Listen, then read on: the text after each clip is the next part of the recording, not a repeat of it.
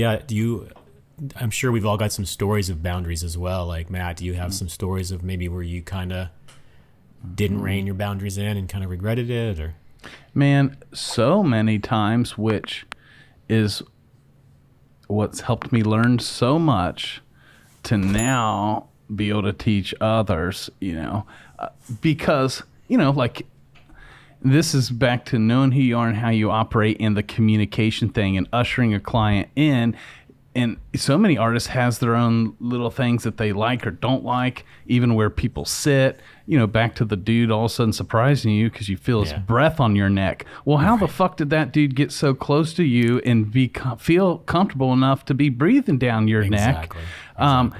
And so when we know our boundaries, we know of all the things that could happen that we don't want to happen. If they happen enough times, we walk in the name of prevention. And so when we're bringing someone in the shop, we're basically giving them the tour, telling them, making them feel at home, and letting them know everything we want them to feel welcome to do, to help yourself to do this and do this. But we're also directing them exactly where to be and what to do, and almost implying what not to do, but in a powerful way of communicating, and we're keeping respect on it. So they do feel welcome and they know what they can do, and it's pretty clear what not to do because of how well we are able to communicate it on the front end. Because I think we can all agree when shit happens in the moment, just to try and now address that is awkward as fuck. Yeah. To try and tell someone in the moment, oh, don't do that, is hard to do, and it not, be weird. And so we've tried to master the art form of setting those boundaries without using the word boundaries, and communicating to everyone exactly who we are and how we operate from A to Z. That's on an individual level, like what to expect, and everything I'm promising you that I know for sure I'm going to be able to deliver to you today. And then the huge gray area that we'll just see. And then also covering the stuff to not expect until next session or whatever. The more we can grow and know who we are and how we operate and properly convey that, my God, it weeds out so much bullshit. Yeah. And that is something that we teach in Tattoo Business Mastery. But it took me years of getting fucked over, or awkward moments, or being raked through the coals, or just walked all over, for me to mature enough to know what I do want, and then have the maturity to be able to communicate that in a beautiful and powerful way, versus it being weird, because even if someone tries to break down, well, here's the rules here, that shit can seem fucking not fun and weird, but there's ways to do it all powerfully.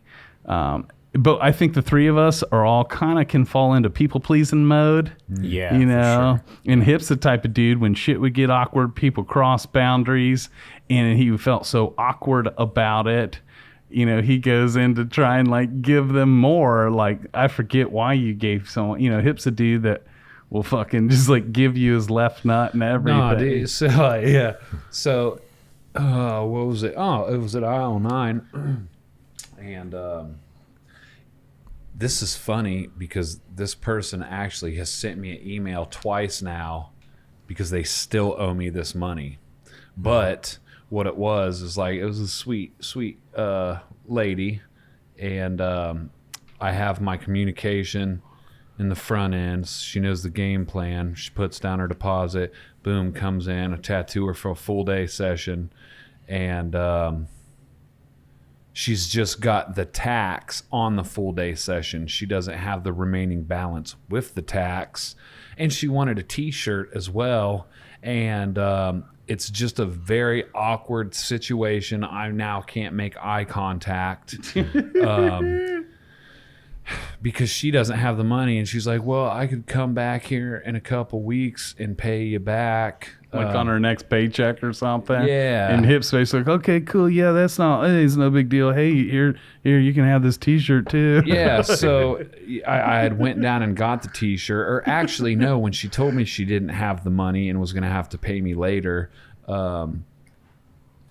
I diverted by going down in the basement and finding the T-shirt, and I come up all upstairs all fucking and I'm like, yeah, hey, it's no problem. And I gave her the T-shirt, and like I always take pictures with my clients, so I had her come around, and I'm like cheesing, and we take the picture, and she leaves, and still has never paid me, and now is emailing me to finish the tattoo. Wow. Yeah, Mike, you remember she sent the email through, and I was like, tell her, nah, she still owes me. Yeah. Yeah. Is Mike your assistant? Yeah, he is. Mike's a man of many colors and hats and responsibilities and creativities. But yeah, so I totally get, and it's funny because Matt's told me about a time where, that one dude, he's funny. I ain't gonna wreck on him too much, but he asked you if he could pay after the tattoo, if he could pay you in a couple weeks, and you said, because I have the choice. Right. So that always goes into my head when someone says that to me. They're like, is it cool if I pay you? And I'm like, well, I can't get my tattoo back. So I mean, if I have the choice of it, then no, It's I want so paid weird to me right that- now. It's so I can't imagine being that client. Like I can't imagine having an appointment with you, Matt, and not having the money and waiting until the end. Dude. Like he's lucky that he came into your shop where everybody's really nice. Some tattoo artists would just beat some ass. I'm saying, dude. I mean- man, I had this chick call me in for a favor to finish her leg sleeve. And this was the night before my family was leaving on vacation. So ideally, I should be home resting, helping Right. finish, pack the car. But this was years ago. An example of shit that I learned while I'm like so different today. And the people pleaser in me is like, okay, yeah, I'm going on vacation for a week. I could use the extra money. This chick I've tattooed before, What she money? knows my rate, everything. So I went in, I tattooed her all night till 4 a.m., gave her my all. At the end, we're wrapping up. It's me and another dude was still there. And when we're done, I make it so clear I don't even ever have to say the amount because we've already covered it. You know what it is. Most of my clients will just hand me an envelope. It's handled. And she knew my rates. This was probably the 5th time I've tattooed her, And I thought she was joking. She's like, cool, well, I'm going to mail you a check here in a couple of weeks when I get paid. I'm like, yeah. And we're still going and cleaning up. And I'm like, nah, but for real, though. Right. And she's like, I just need your address. I'll just mail it to your house. I'm like, are you Yes, and it's crazy. For Like, real? what made her think that's crazy? Like, What made the audacity? Yeah. Did she pay And you? in increments. She sent me a check in part and then another check in part. The audacity, knowing that I was doing her a favor, knowing it's before I'm going on vacation. You know what I'm saying? And you worked until like way in the morning. My God, Oh, my dude. gosh. And my mind was fucking blown. This was like, And see, she knew better totally. Totally But manipulating. Again, we have to keep the mirror on our face, Yep. and you could have communicated at the front end. And I'm Right. only pointing that out Well- because I'm like, one, it's good to hear that it's happened to you, which Well, I fuck know yeah. other occasions. But there's time. We got a coworker, dude. Our dude's that good, and like, he is at least with clients, the communication king. Like it don't matter if he's tattooed you 30 fucking times. When you show up, he's gonna make sure to reiterate what you should have for today's session. and you know what he just provided me today is a printout of that. Now with his consults, not only does he reiterate it, and then he hands it to you on paper and makes you read it and sign it. Wow.